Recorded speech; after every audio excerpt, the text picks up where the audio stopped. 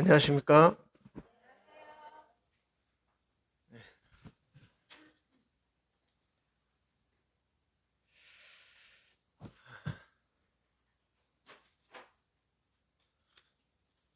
참 오늘 참 주님 앞에 드려지는 참 예배가 참 제 마음에도 참 기쁨이 있고 참 감사가 있는데 예배를 받으시는 우리 주님은 그 마음이 어떠실까 이런 생각을 해봤습니다.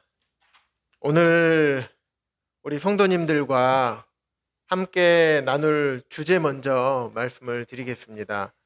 오늘은 우리 주님의 성품 중에서 어, 온유와 겸손에 대해서 함께 나누기를 원합니다. 주제 말씀은 마태복음 11장 29절에서 30절입니다. 우리 다 같이 함께 보시고 한 목소리로 함께 읽겠습니다.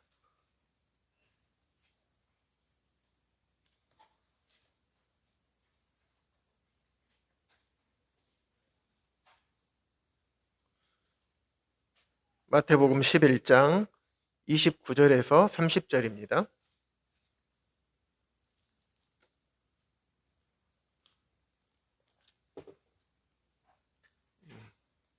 긴 말씀이 아니기 때문에 한 목소리로 함께 읽겠습니다.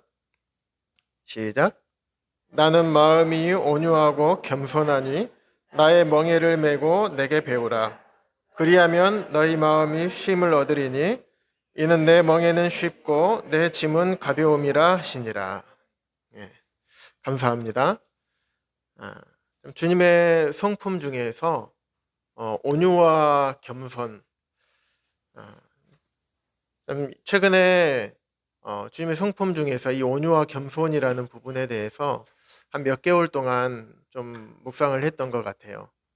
그래서 오늘 우리 성도님들과 어떤 말씀을 나눌까 기도하는 중에 주님께서 이렇게 쭉 묵상했던 부분들을 나누게 하신 것 같습니다. 우리 성도님들 온유라는 의미에 대해서 다들 잘 아시죠? 예, 그래서 어떤 분은 뭐 야생마를 길들이는 것이다 이런 등 이제 표현도 하시는데 우리 윌리엄 맥도날드 형제님께서는 온유에 대해서 이렇게 말씀을 하셨더라고요. 온유란 하나님께서 다루실 때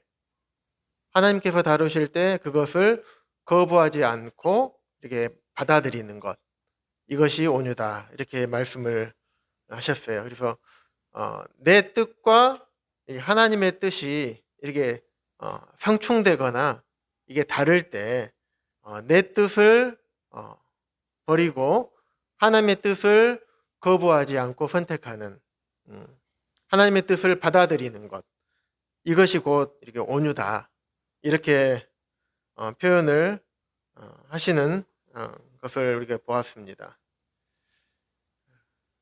마태복음 또 26장에 보시면 예수님의 어떤 온유하심에 대해서 이렇게 나와 있는데요. 잡히시기 전에 26장에는 예수님께 잡히시기 전에 겟세마네 동산에서 하나님께 땀방울이 핏방울이 되도록 기도하신 내용을 우리 성도님들 잘 아실 것입니다. 그래서 아버지여 할만하시거든 이 잔을 내게서 지나가게 하옵소서. 그러나 나의 원대로 하지 마옵시고 아버지의 원대로 하옵소서. 라고 너무나 잘 아는 우리 주님의 겟세마네의 기도를 우리가 알고 있습니다. 여기서 주님의 온유하심을 우리가 살펴볼 수가 있어요. 내 원대로 하지 마옵시고 아버지의 원대로 하시옵소서.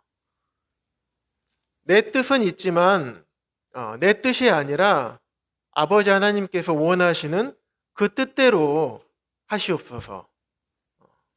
그 자리를 온전히 아버지 하나님께 내어드렸던 이 주님의 모습을 통해서 주님의 온유하심을 우리가 바라볼 수 있습니다. 또한 그 이후에 보시면 참 예수님께서 겟세마네 기도하시고 나서 대제사장과 그의 군사들과 찾아왔을 때 그에게 잡히잖아요. 그럴 때 이제 어떤 사건이 일어났습니까? 베드로가 품에 있던 칼을 꺼내 가지고 예수님 못 잡아가 하면서 대제사장 말고의 귀를 자르는, 목숨을 걸고 예수님을 지키려고 했던 이 베드로의 사건들을 우리 성도님들 잘 아실 것입니다. 하지만 그때 예수님께서 뭐라고 말씀하셨냐면, 너는 내가 내 아버지께 구하여 지금 12군단 더 되는 천사를 보내시게 할 수 없는 줄로 아느냐? 내가 만일 그렇게 하면 이런 일이 있으리라 한 성경이 어떻게 이루어지겠느냐 하시더라. 12군단이나 되는 천사를 아버지께 기도해서 내려보내 주시라고 해서 이들을 막을 뿐만 아니라 나를 잡아가려고 하는 이 모든 사람들을 내가 다 쓸어버릴 수 없는 줄로 아느냐. 그런데 내가 얼마든지 잡혀가지 않도록 할 수 있지만 그것은 내 뜻이 아닌 것, 그건 아버지 하나님의 뜻이 아니기 때문에 내가 그렇게 하지 않는 것이다. 하나님께서 성경에 그 뜻이 이루어지리라고 한 것을 나는 반드시 이루어야 되기 때문에 그렇게 하지 않은 것이다 라고 베드로에게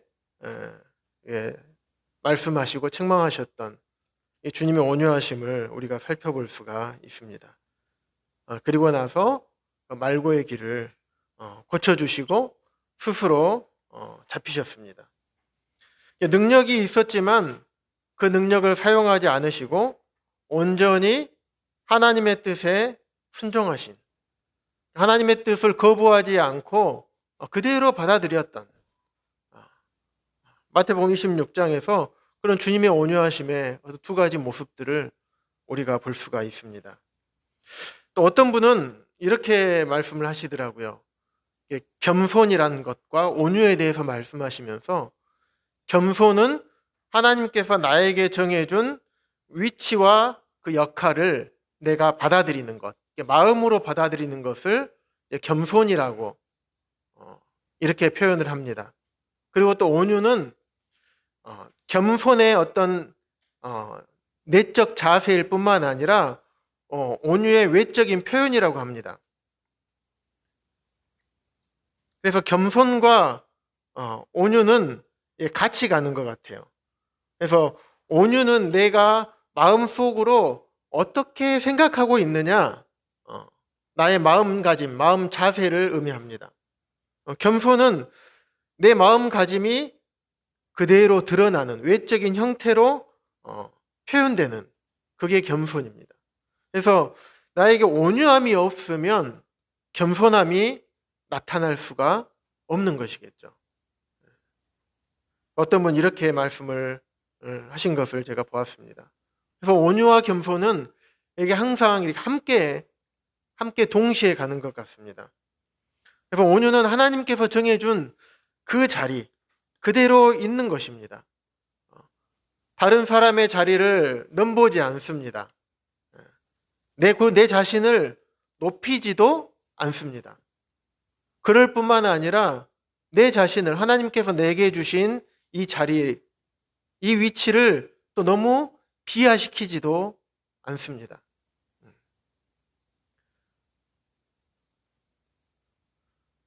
누가 나보다 제자들이 싸웠던 것처럼 누가 더 크냐, 이런 것에 관심이 없어요. 개의치가 않습니다. 내게 허락하신 나의 영역과 내게 허락하신 나의 은사와 내게 허락하신 그 자리에서 감사하면서 주님의 음성에, 말씀에 순종하는 삶을 사는 것이 온유인 것입니다. 주님께서는 그렇게 온유한 성품을 가지시고 겸손하게 주님께 순종하는 삶을, 아버지 하나님께 순종하는 삶을 사셨습니다. 자신을 주님은 높이신 적이 한 번도 없으셨습니다. 자신을 겸손하게 낮추셨고 이 땅의 죄인을 위해서 이 땅에 내려오셨습니다. 그분은 하늘의 왕이셨죠. 온 우주 만물의 주인이시고 다스리시는 왕이신데 그분은 겸손하게 이 땅에 내려오셨습니다. 찬양의 가사처럼 참 겸손의 왕이라는 이 단어 표현 참 아멘이 됩니다. 왕이신데 겸손하게 죄인들을 섬기기 위해서 인간의 몸을 입고 인간의 생사화복 모든 것을 다 느끼시고 제한적인 그런 인간의 몸 입고 이 땅에 내려오셨던 것입니다.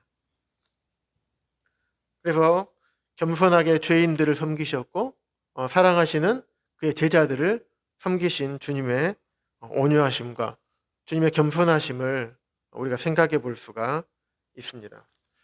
그러면 이 온유와 겸손의 반대말이 무엇일까요?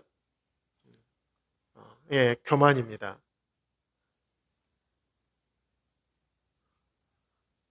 교만은 하나님께서 정해주신 그 자리에 있지 않은 거예요.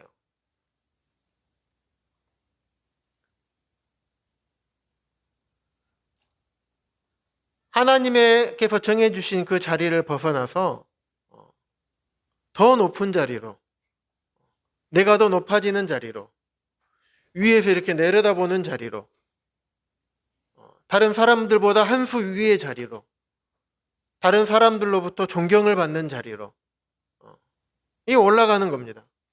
그것은 주님께서 우리에게 허락하신 자리가 아닌 것이죠. 모든 영광은 주님께서 취하셔야 함이 지극히 합당한데 그 영광을 내가 조금씩 취하려는 마음, 이게 교만에서부터 그런 마음이 찾아오게 됩니다. 잘 아시는 것처럼 교만의 대명사 사단이지 않습니까? 하나님께서 정해 주신 그 자리에 있지 않았던 거예요. 그 자리에 있어야 되는데 그러지 않고 그 자리를 벗어나서 하나님의 자리를 탐냈던, 그게 교만인 것입니다. 우리 안에는 정말 그런 것들이 있어요. 때로는 다른 사람들에게 간증을 하거나 학생들을 가르치거나 강단에서 말씀을 전하거나 참 이럴 때 하나님께서 이루신, 나를 통해서 이루신 주님의 역사를 이야기하는데 어쩔 때는 온전히 주님만이 드러나지 않을 때가 있을 수가 있습니다. 우리가 연약하기 때문에 그러한 마음들이 우리 안에 언제든지 도사리고 있는 것이에요. 주님의 역사를, 주님께서 행하신 일을 증거한다고 하면서 때로는 나의 영광을 거기에 슬쩍 집어넣는 그런 일들이, 그런 마음들이 우리 안에 있는 것입니다. 그래서 사단은 그것을 가만히 놔두지 않습니다. 늘 우리를 넘어뜨리게 하고 자신의 모습을 담게 합니다. 교만했던 자신의 모습을 담게 하기 위해서 끊임없이 우리를 괴롭히고 유혹합니다. 주님의 모습을 담지 못하게 합니다. 주님의 온유와 겸손을 담지 못하게 합니다.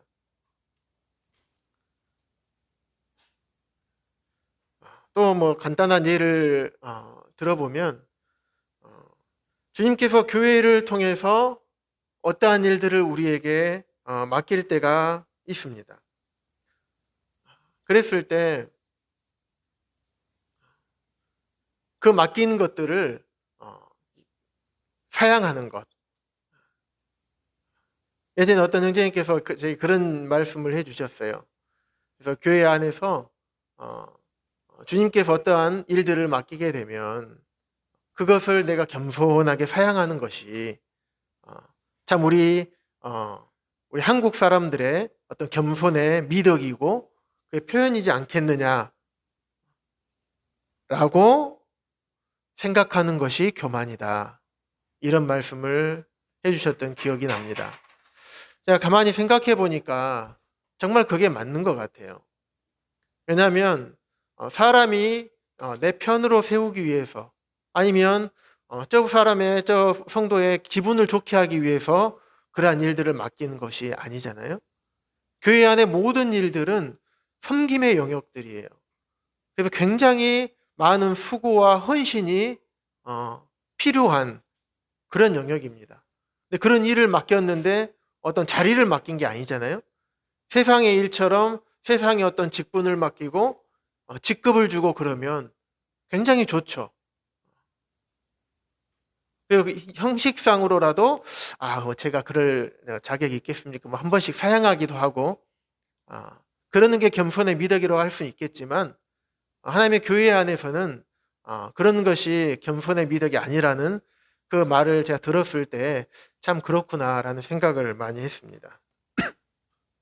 하나님의 교회 안에서는 그런 일들이 있을 때 우리가 어떻게 그것을 대해야 되는지, 교회는 하나님께서 다스리시는 곳입니다. 주님의 일꾼들을 통해서 교회를 다스리시고 운영을 해가시는 것입니다. 우리가 이 부분을 잘 생각해 본다면 그렇게 보는 것이 맞겠구나라는 생각도 들게 될 것입니다.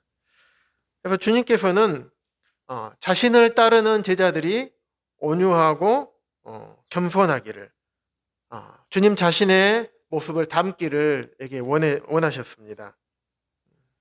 우리 요한복음 13장 14절에서 15절 말씀 함께 보겠습니다. 주님의 겸손과 온유의 본이 되는 참 많은 예들이 있고 많은 본문들이 있지만 그 중에서 오늘은 요한복음 13장에 있는 주님의 본을 통해서 교훈받기를 원합니다.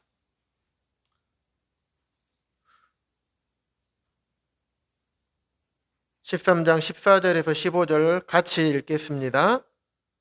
시작. 내가 주와 또는 선생이 되어 너희의 발을 씻었으니 너희도 서로 발을 씻어주는 것이 옳으니라. 내가 너희에게 행한 것 같이 너희도 행하게 하려 하여 본을 보였노라. 이 요한복음 13장에서부터 17장까지의 말씀은 예수님께서 잡히시던 그날에 제자들을 향해서 가르치셨던 말씀입니다. 이제 바로 얼마 뒤에 이제 잡히셔서 십자가에 달리실 이 바로 전에 그때 제자들을 향해서 가르치셨던 말씀입니다. 17장까지가. 그래서 13장을 보시면 제자들을 향한 어떤 주님의 어떤 구구절절한 이 마음을 우리가 살펴볼 수가 있습니다. 방금 읽었던 말씀처럼 예수님께서 이 본을 보인 이유를 15절에서 말씀을 하고 있습니다. 내가 너희에게 행한 것 같이, 제자들의 발을 씻겨준 것 같이 너희도 행하게 하기 위해서, 너희도 내가 너희의 발을 씻겨준 것처럼 너희도 사람들의 발을 씻겨주는 그런 섬기는 자가 될 수 있도록, 그런 겸손한 자가 될 수 있기를 하기 위해서, 그 본을 반드시 따르도록 하기 위해서 이 본을 보여주셨던 것입니다. 이때 당시에 배경과 상황은 13장 1절을 잠깐 보시면 조금 더 잘 알 수가 있습니다. 유월절 전에 예수께서 자기가 세상을 떠나 아버지께로 돌아가실 때가 이른 줄 아시고, 이제 얼마 안 있으면 아버지께로 돌아가실 때가 이제 곧 오겠구나. 이제 코앞에 다가온 것입니다. 그래서 마가의 다락방에서 유월절 전에 제자들과 최후의 만찬을 하시면서 이 말씀을 하신 것입니다. 이제 곧 십자가의 고난을 당하셔야 할 그 상황에서 제자들의 발을 씻겨주시면서 제자들을 가르치셨던 것입니다. 이때 당시에 식사의 모양은 이게 식탁은 이랬어요. 식탁은 이렇게 디귿자 같이 이렇게 U자 같이 생겼습니다. 이렇게 성도님들이 보시기에는 이렇게 보시는 게 더 좋겠네요. 이렇게 U자. 그래서 식탁 쪽에다가 머리를 대고 한쪽 팔로 기대고 한쪽 손으로 이렇게 집어 먹었어요. 식탁에는 머리가 가깝게 있겠죠? 그리고 식탁 반대편에는 이제 발이 있습니다. 발이 나와 있어요. 그렇게 옆으로 누워서 그렇게 유대인들은 식사를 했었습니다. 그래서 여행자들이나 손님이 집에 오게 되면 집주인은 환대의 표시로 반갑습니다. 정말 환영합니다. 라는 표시로 그들에게 발 씻을 물을 제공을 했습니다.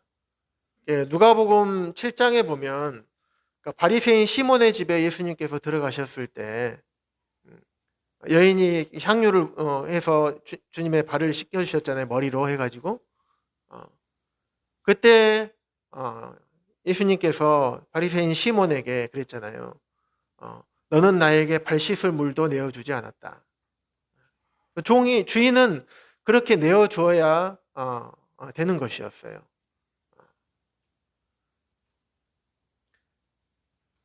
그래서 흔히 그 발을 씻겨줄 때 주인이 직접 씻겨주지 않고 그 발을 씻겨주는 것은 보통 종에게, 아주 종에게, 하인에게 그러한 일들을 주로 시켰었습니다. 그 당시에 물론 완전히 지금처럼 아스팔트에 먼지 없는 곳은 아니었겠죠. 근데 우리 아스팔트를 지나더라도 어떻습니까? 샌들 신고 가면 여름에 발이 깨끗하죠? 먼지 하나도 없습니까? 아니죠. 먼지가 묻습니다. 근데 그때 당시는 어땠을까요? 엄청나게 많은 먼지가 있었을 것입니다. 지금처럼 이렇게 완벽하게 발을 감싸는 신발도 아니었습니다. 샌들이었어요, 샌들. 그러면 그 안에 얼마나 많은 먼지가 꼈겠습니까? 기온은 또 얼마나 덥습니까? 땀도 많이 찼겠죠? 근데 그 발을 예수님께서는 제자들의 발을 씻겨주셨습니다. 4절에 보시면, 요한복음 13장 4절에 보시면 저녁 잡수시던 자리에서 일어나, 예수님께서 저녁 잡수시던 그 자리에서 일어나셨어요. 일어나셔서 예수님의 겉옷을 벗고 수건을 가져다가, 이게 긴 이렇게 수건이었을 것 같아요. 긴 수건을 가져다가 허리에 이렇게 딱 이렇게 두르셨어요. 두르시고 5절에 이 대야에 물을 이렇게 뜨셨어요. 대야에 물을 떠서 제자들의 발을 이렇게 하나씩 씻겨주시고 그 두르신 수건으로 제자들의 발을 이렇게 닦아주셨던 것입니다. 제자들한테 예수님은 어떤 분이셨을까요? 우리가 예수님의 제자들이었다고 한번 생각을 해보시기 바랍니다. 상상의 나래를 한번 펴보십시오. 제자들이 나다. 내가 왜 예수님을 제자들이 왜 따라다녔을까? 예수님은 어떠한 모습을 보았을까? 요한복음에만 나와 있는 것들을 이렇게 쭉 살펴보니까 가나의 혼인잔치에서 물로 포도주를 만드셨던 분이셨고 백부장의 아들을 살리셨던 분이었습니다. 또 38년이나 된 중풍병자를 고치셔서 일어나 걷게 하신 분이셨어요. 아주 놀라운 기적인 오병이어의 기적을 행하셨던 그런 분이셨습니다. 바다 위를 걸으셨던 분이시고 파도를 말씀으로 잠잠케 하셨던, 날 때부터 맹인인 사람을 고치셨던 분이시고 심지어는 죽은 나사로를 살리셨던 그런 분이셨습니다. 그럴 뿐만 아니라 당시에 많은 말씀으로 제자들을 가르치고 복음을 전하셨던 예수님이셨어요. 수많은 사람들이 예수님을 쫓았었고 따랐습니다. 그분을 우리가 제자들이 바라볼 때 어떤 마음으로 바라보고 따랐을까? 그런데 그분께서 내 발을 씻겨주시는 거예요. 그것도 얼마 안 있으면 십자가에 죽으셔야 될, 죽음의 길을 가셔야 될 그분께서 제자들의 발을 씻겨주셨던 것입니다. 우리 성도님들 혹시 이 세족식 같은 거 해보셨습니까? 아니면 집에서 이렇게 우리 사랑하고 고생하시는 우리 자매님들을 위해서 우리 형제님들 한번 이렇게 씻겨줘 보신 적이 있으십니까? 네, 죄송합니다. 예, 어떤 모친이 없어. 이렇게. 누구라고는 제가 말씀은 안 드렸습니다. 예. 혹시 우리 자매님들, 역시 우리 참 신실하신 자매님들, 우리 사랑하는 형제님들, 정말 우리 형제 수고해 하고 발을 혹시 씻겨주신, 네, 네, 죄송합니다. 죄송합니다. 이런 거 안 여쭤봐야 되는데, 예, 죄송합니다. 예전에 이제 다른 지역에 있을 때, 거기서는 이런 세족식을 한 적이 있습니다. 그래서 참 그 느낌이요, 참 애매합니다. 익숙하지가 않아요. 이게 받는 것도 어색합니다. 내가 이 발을 누가 씻겨주면요, 어떤 느낌이 드냐면, 내가 어떻게 이 발을 맡길 수 있을까? 내가 이 발을 씻김을 당할 만한 내가 그런 사람인가? 막 안절부절 못합니다. 그 발을 내놓기가 이렇게 미안합니다, 사실. 씻기는 입장에서는 또 어떨까요? 아우, 사랑스러운 발 하면서, 뭐 이렇게 하면서 이렇게 씻겨질까요? 예전에 어떤 이런 구원받은 지 얼마 안 되신 이 형제님의 얘기를 좀 들었을 때, 선교지에 갔을 때 참 애쓰고 수고하시는 그 형제님의 그 모습을 보았을 때, 그 형제님의 발을 이게 주물러 줬던 그 얘기를 들은 적이 있습니다. 그래서 참 더운 곳에서 수고하고 있을 때 그 발이 참 복음을 전하는 아름다운 발이여라는 말씀이 생각나서 형제님의 신발을 벗기고 샌들을 벗기고 그 축축하게 젖은 양말을 이렇게 딱 벗겨서 발을 주물러주는, 씻겨주지 않고 씻기지 않은 상태에서 이렇게 주물러준. 그래서 근데 물어보니까, 얘기를 들어보니까 전혀 냄새가 안 났다는, 예. 주님께서 그렇게 하시지 않았을까? 구원받은 지 얼마 안 된 1, 2년 밖에 안 된 분이 무엇을 알고 그렇게 행했겠습니까? 근데 그렇게 주님께서 그 형제님의, 선교하신 형제님의 그런 귀한 사역을 보고 그렇게 하도록 마음을 주셨겠죠. 그런데 우리는 그래요. 다른 사람의 발을 씻겨주려면 일단은 먼저 이렇게 냄새가 날 텐데 그 발은 좀 예쁘지 않잖아요. 그러니까 씻기기가 좀 껄끄럽습니다. 그런데 우리 예수님께서는 그러지 않으셨어요. 지금보다 훨씬 열악한 상황의 발일 텐데 그때 뭐 제자들이 날마다 목욕을 했겠습니까? 어땠겠습니까?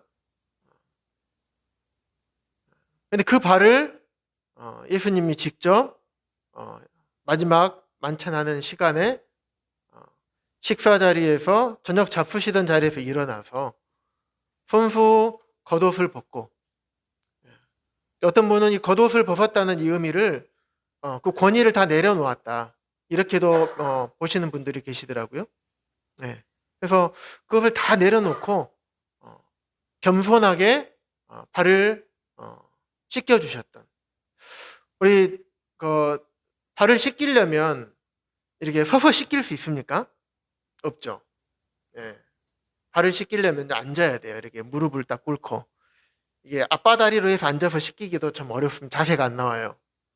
무릎 꿇고 반무릎이나 무릎을 꿇고 대야에다가 발을 담궈서 이렇게 씻겨야 됩니다. 그리고 허리를 또 숙여야 됩니다. 꼿꼿이 이렇게 씻을 수가 없어요. 무릎도 꿇고 허리도 수그려서 발을 보고 씻겨줘야 됩니다.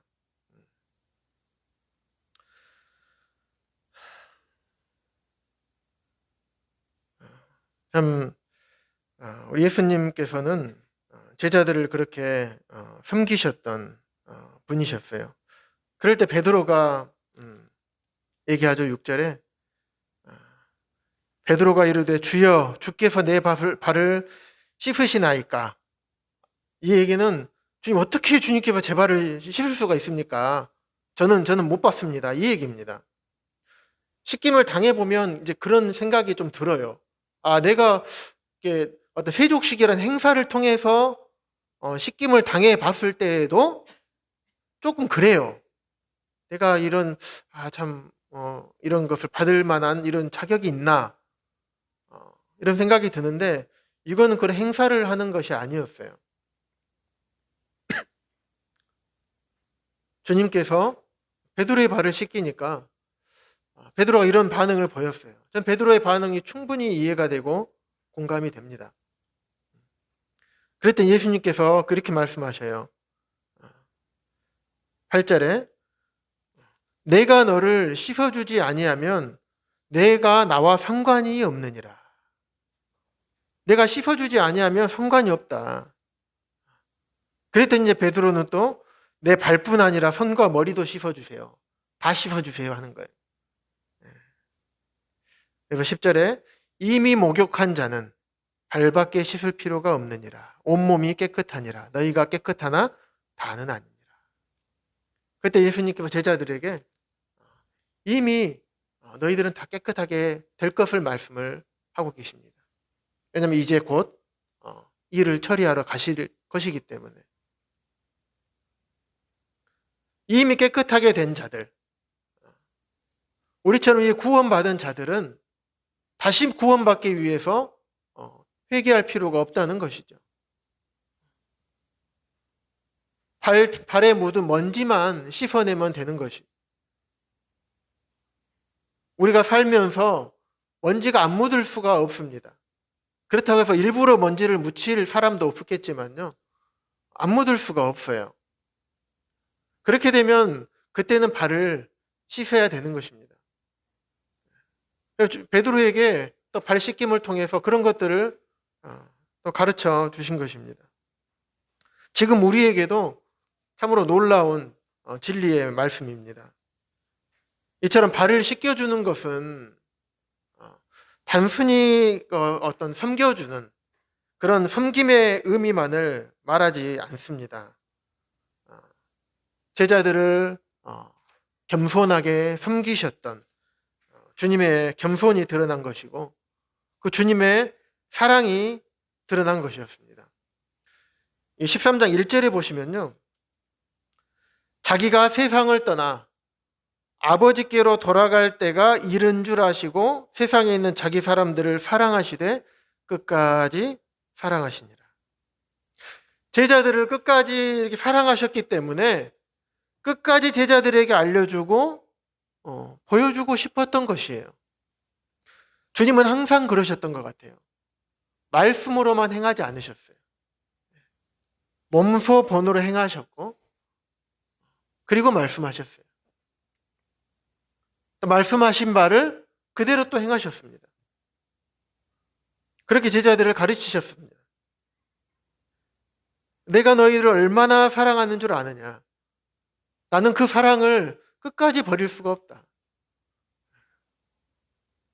너희들이 그렇게 사는 것이 아니라 내가 살았던 이 본을 따라서 그렇게 그대로 살기를 원한다. 예수님은 제자들이 어떠한 자들인지 다 아셨어요. 베드로의 예만 봐도 미리 예언하셨잖아요. 닭이 3번 울면 너는 나를 부인하리라. 그리고 예수님께서는 베드로가 어떻게 주님 십자가에 죽으신 뒤에 어떻게 될지 주님은 다 아셨습니다. 그렇기 때문에 이 본을 통해서 제자들이, 주님의 사랑하시는 자들이 그 본을 따라서 살기를 원하셨던 것입니다. 요한복음 뒤로 넘기셔서요, 21장 말씀을 함께 보겠습니다.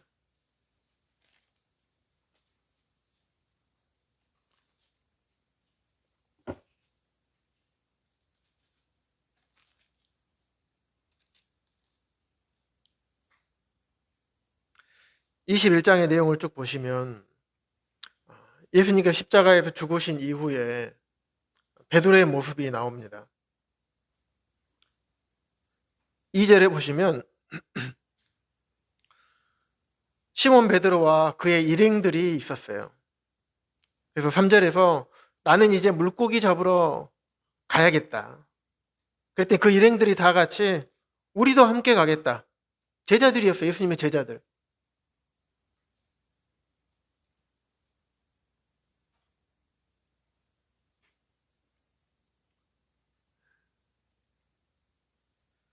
예수님께서 그러기 위해서, 이렇게 살으라고 하기 위해서 주님께서 죽으신 거 아니시잖아요.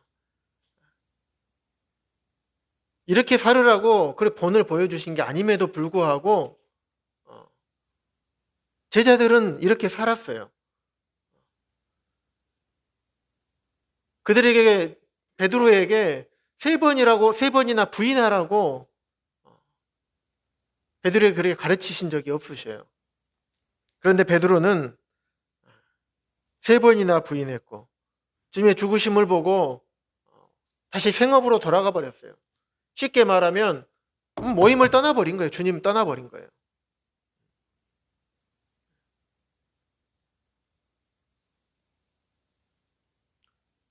얼마나 어리석습니까? 우리 사람들이 그런 베드로를 보았다면 어떤 생각이 들었을까요? 아유, 안타까워라. 그렇게 배워놓고도 참, 왜 저럴까? 이런 생각이 들지 않겠습니까? 주님은 그러지 않으셨어요. 주님은 그런 베드로를 그렇게 대하지 않으셨습니다.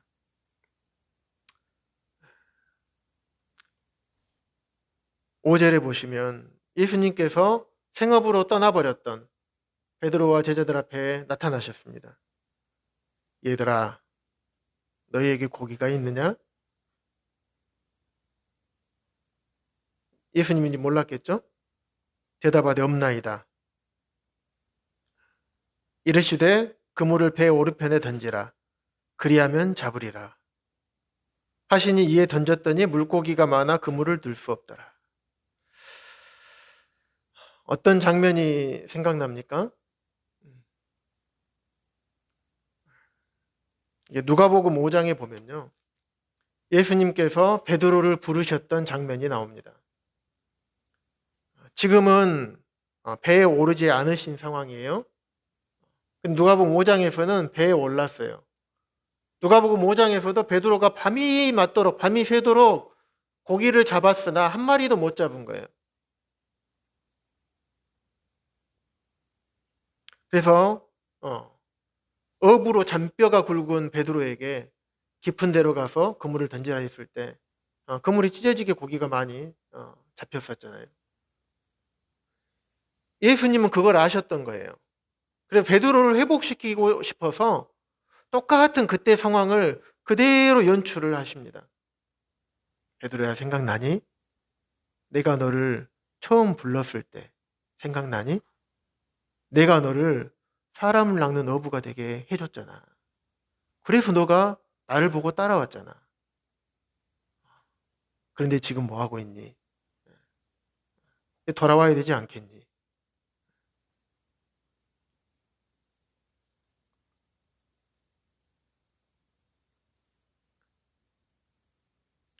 그래서 예수께서 사랑하시는 제자 요한이 베드로에게 주님이시다.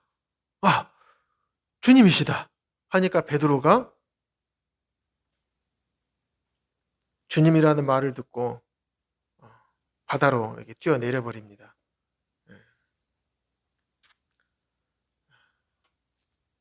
그럴 뿐만 아니라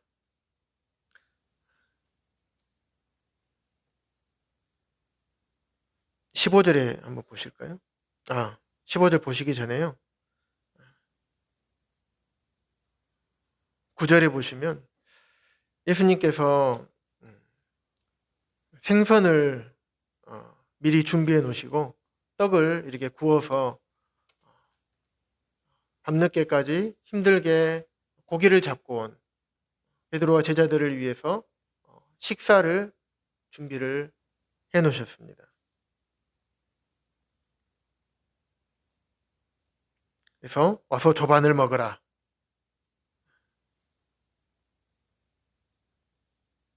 그리고 난 다음에 그들을 배불리 먹이고 난 다음에 그 다음에 베드로를 회복시키십니다.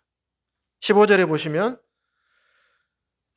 요한의 아들 시몬아 내가 이 사람들보다 나를 더 사랑하느냐. 우리 성도님들 잘 아시는 말씀처럼 3번 부인했던 베드로를 3번 사랑하느냐라고 스스로 베드로 입에서 고백할 수밖에 없도록 이렇게 만드셔요. 주님 이렇게 하시더라고요. 베드로가 내가 주님을 언제 어떻게 만났는지, 왜 따라갔는지, 그 주님이 어떤 분이셨는지 생각나게 하셔서 용기를 얻게 하시고 힘을 얻게 하셔서 내가 주님 앞에 어리석었던 모습들, 주님 앞에 범죄했던 모습들, 주님께 죄송하게 행했던 모습들, 이런 것들을 잊고 그런 것들은 이제 지나쳐버리고 이제 내 앞에 계신 주님을 위해서 주님을 따라가는 그런 삶을 살 수 있도록 예수님은 베드로를 그런 방법으로 회복시키신 모습을 보게 됩니다. 15절에 요한의 아들 시몬아 내가 나를 사랑하느냐. 어떤 목소리와 어떤 톤으로 이렇게 얘기하셨을까요? 야, 요한의 아들 시몬아, 네가 나를 사랑해? 이랬을까요? 그렇지 않으셨을 겁니다. 요한의 아들 시몬아, 내가 나를 사랑하느냐? 이렇게 물으셨을 겁니다. 왜냐하면 이미 베드로는 앞에서 그 물고기를 잡으라고 오른편에 던지라고 해서 잡혔을 때 그리고 나서 주님이시다 했을 때 베드로는 머릿속에 딱 스쳐 지나가는 게 있었을 겁니다. 내가 처음 만났던 주님, 내가 왜 주님을 따라갔는지 딱 스쳐 지나갔을 겁니다. 그거를 알고 주님께서 그때서야 베드로를 회복시키시는,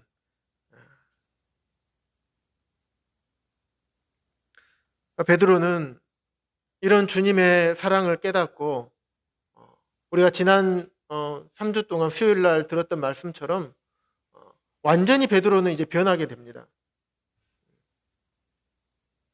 예수님을 잡아갔던 예수님께서 잡혀있던 그곳에 베드로가 들어가서 그곳에서 죽음을 무릅쓰고 담대하게 복음을 전합니다. 그런 베드로로 바뀌어버렸어요. 죽음이 두려워서 예수님을 부인하고 숨고 도망갔던 이런 베드로가 아니었어요. 그런 베드로는 이제 없어져 버린 거예요. 그래서 그런 베드로를 향한 우리 주님의 겸손과 주님의 사랑을 우리가 살펴볼 수가 있습니다. 이런 사랑을 받았던 베드로가 베드로전서와 베드로후서에 구구절절하게 기록을 하고 있습니다. 우리 베드로전서 2장 21절 말씀 같이 보겠습니다.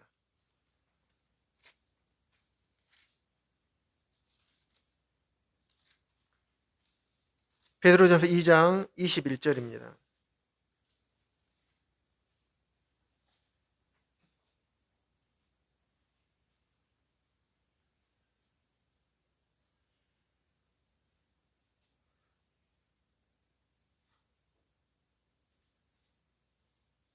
한 목소리로 읽겠습니다. 이를 위하여 너희가 부르심을 받았으니 그리스도도 너희를 위하여 고난을 받으사 너희에게 본을 끼쳐 그 자취를 따라오게 하려 하셨느니라. 이제 베드로는 알았어요. 나의 선생님이시고 나의 주님이셨던 그분이 참 메시아였구나.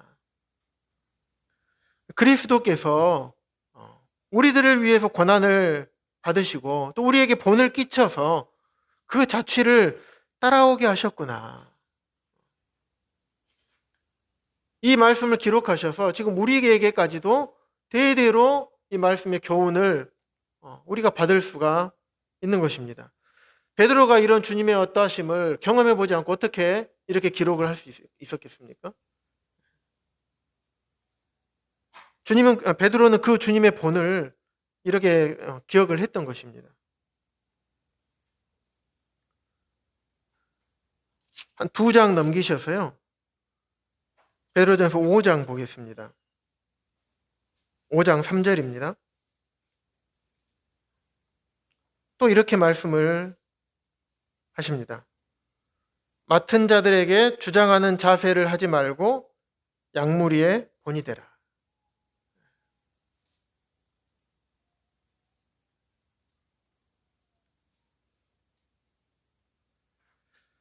장로들에게 권면하시는 말씀을 듣게 되었습니다. 그래서 사람들에게 우리 맡은 자들에게는 주장하는 자세를 하지 말고 사람들의 성도들의 본이 되어서 사람들이 따를 모본으로 봉사하고 주님께서 제자들을 섬기셨던 것처럼 섬기라는 말씀으로 제가 보게 되었습니다. 성숙한 이 그리스도인의 성품으로 양무리를 인도해라. 그런 본으로 인도해라. 라고 베드로전서 5장 3절을 통해서 말씀하시면서 그 다음에 5절에 보시면요. 젊은 자들아 이와 같이 장로들에게 순종하고 다 서로 겸손으로 허리를 동이라. 하나님은 교만한 자를 대적하시되 겸손한 자들에게는 은혜를 주시느니라. 겸손으로 허리를 동이라. 이 말씀을 하십니다. 주님께서 무엇으로 허리를 동이셨을까요? 요한복음 13장에서 겉옷을 벗고 수건으로 허리를 동이셨죠.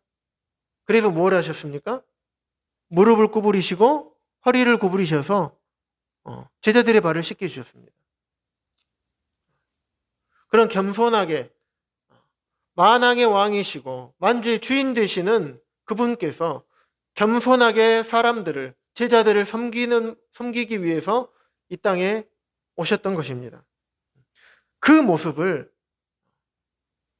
그리고 그분이 자기의 발을 씻겨주셨던 그 모습을 보았던 베드로, 씻김을 당했던 베드로에게는 이게 아주 강하게 각인이 되었을 것입니다. 그래서 서로 겸손으로 허리를 동이라. 발을 씻어주란 말입니다. 높아지려고 하지 말고 주님께서 나의 발을 씻겨줬던 것처럼 주님께서 내 발을 씻겨줬는데 내가 못 씻겨줄 발이 어디 있느냐. 높아지려고 하지 말고 겸손하게 섬겨라. 이렇게 말씀을 해주고 있습니다. 베드로가 어디서 알았겠습니까? 주님의 본을 그대로 보고 이대로 행했던 것입니다. 13장 1절 말씀처럼 그 본을 따라서 그대로 따라오게 하시기 위해서 그런 모습들을 행해 주셨던 것입니다. 베드로의 삶을 잠깐 살펴봤는데 어땠습니까? 이전의 베드로와 그 이후의 베드로가 완전히 달라졌죠. 베드로는 평생을 이제 주와 복음을 위해서 살다가 결국에는 나중에 십자가에서 거꾸로 매달려 죽었습니다. 나는 주님처럼 십자가에 똑같이 주님과 똑같이 매달릴 수 없다. 그래서 거꾸로 매달렸어요.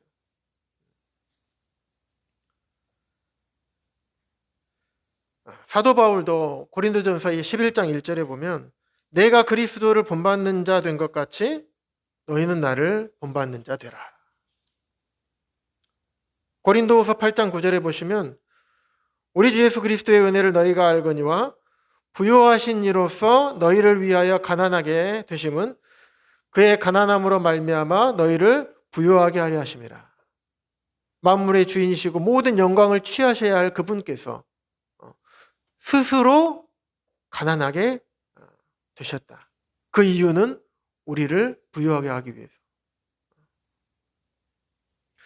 우리를 죄에서 구원하여 주실 뿐만 아니라 우리가 주님을 믿은 이후에 어떠한 삶을 살게 될 것이라는 것까지 주님은 다 내다보시고 우리에게 미리 본을 보여주셨던 것입니다. 주님은 우리를 위해서 그런 삶을 사셨습니다. 자신을 위해서 그렇게 살지 않으셨더라고요. 참 자신을 위해서는 머리둘 곳조차 없으시게 아무것도 가진 것 없이 이렇게 사셨어요. 모든 것을 가지신 분께서 아무것도 가지지 않고 사셨고 자신의 뜻대로 살지 않으셨고 주님을 보내신 아버지의 뜻대로 사셨던 자신을 위한 삶은 전혀 살지 않으셨고 죄인들을 위한 삶을 사셨습니다. 또 간단하게 짧게도 살펴보겠습니다. 조금 전까지는 베드로에 대해서 살펴보았는데요. 이번에 가룟 유다에 대해서 예수님의 마음을 좀 살펴보겠습니다. 다시 요한복음 13장으로 돌아가겠습니다.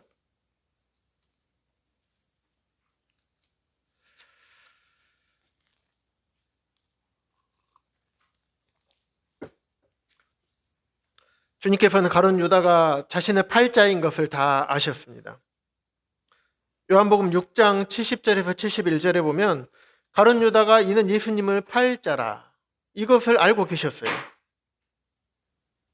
또 12장에 보시면 예수님의 발에 향유를 부은 여인을 보면서 가룟 유다가 그렇습니다.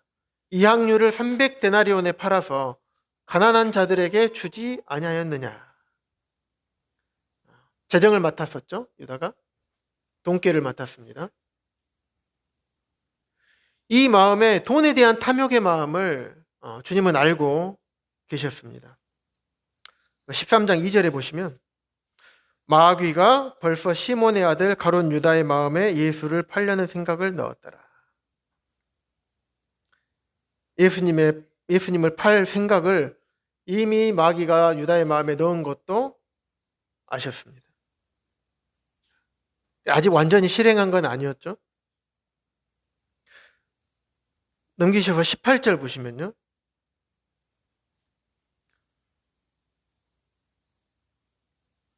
내 떡을 먹는 자가 내게 발꿈치를 들었다 한 성경을 응하게 하려는 것이라.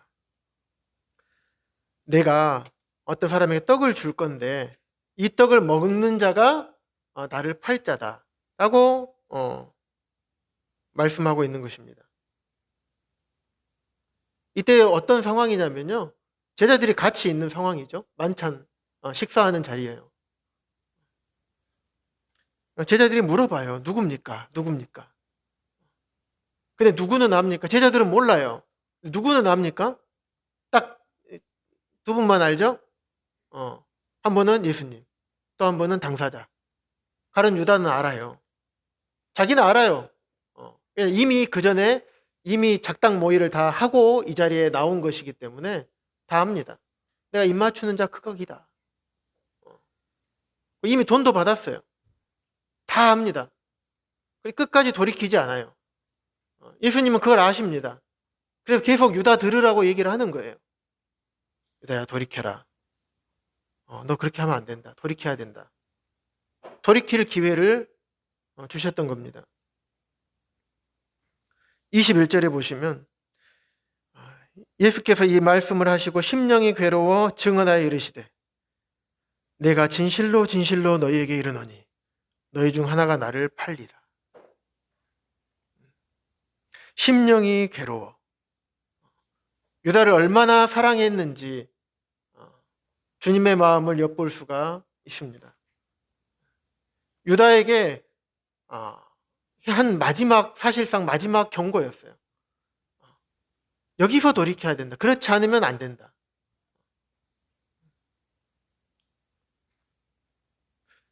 그럼에도 불구하고 예수님은 또 시간을 주십니다. 26절 보시면요.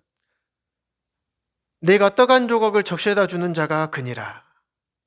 내가 떡 한 조각을 적셔다 줄 건데 그가 나를 팔 자다.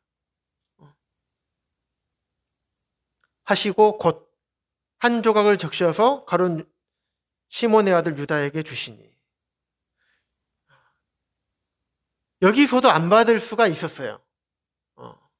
안 받을 수가 있었지만 아마 주시면서도 받지 않았으면 했을 수도 있습니다. 끝까지 주님께서는 받지 않기를 원하셨지 않았을까?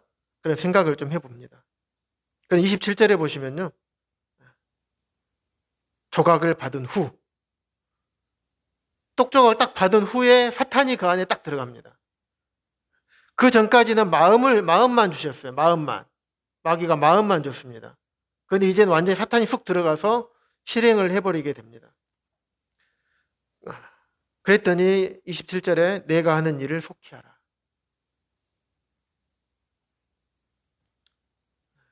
그리고 곧 나가니 밤이라.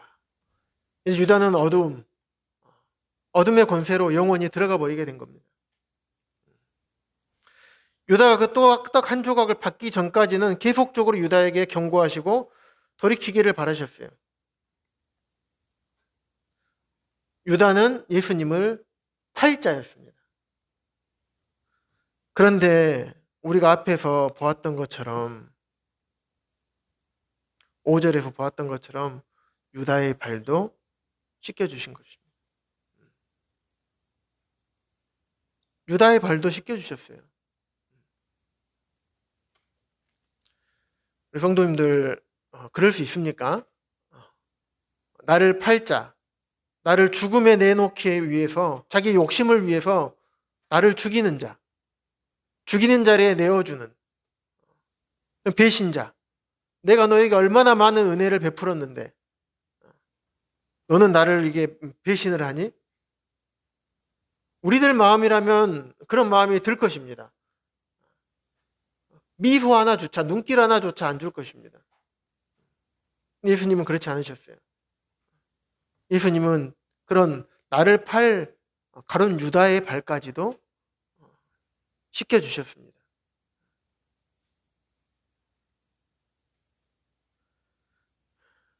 주님의 온유와 겸손하심이 없었다면 그럴 수 있었겠는가?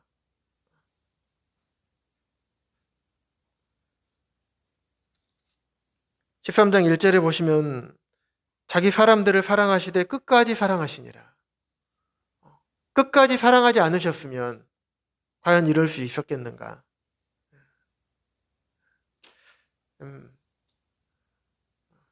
인생들을 사랑하셔서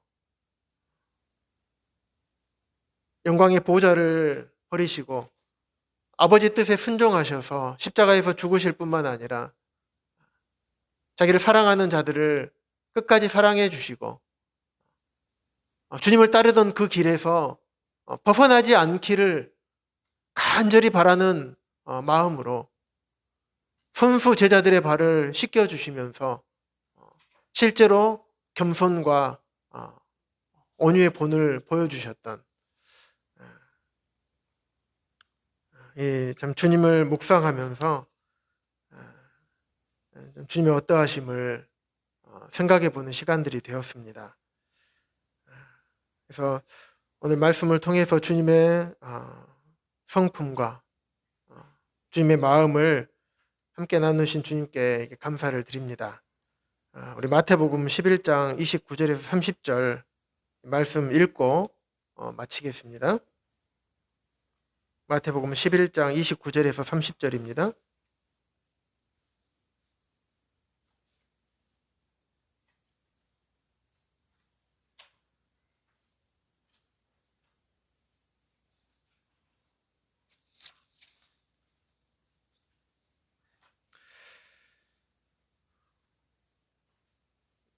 찾으셨으면 한 목소리로 읽겠습니다. 나는 마음이 온유하고 겸손하니 나의 멍에를 메고 내게 배우라. 그리하면 너희 마음이 쉼을 얻으리니 이는 내 멍에는 쉽고 내 짐은 가벼움이라 하시니라. 말씀 들어주셔서 감사합니다. 이상으로 마치겠습니다.